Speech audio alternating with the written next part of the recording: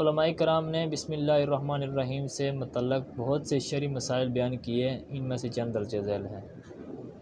جو بسم اللہ الرحمن الرحیم ہر سورت کے شروع میں لکھی ہوئی ہے، یہ پوری آیت ہے، اور جو سورہ نمل کی آیت نمبر 30 میں ہے وہ اس آیت کا ایک حصہ ہے۔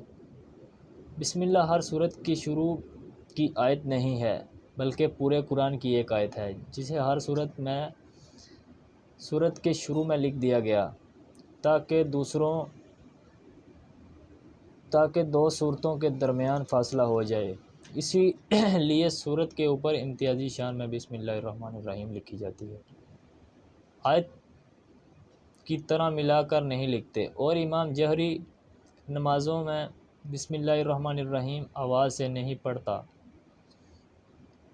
نیز حضرت جبریل علیہ السلام جو پہلی وحی لائے، اس میں بسم اللہ الرحمن الرحیم نہ تھی۔ تراویح پڑھانے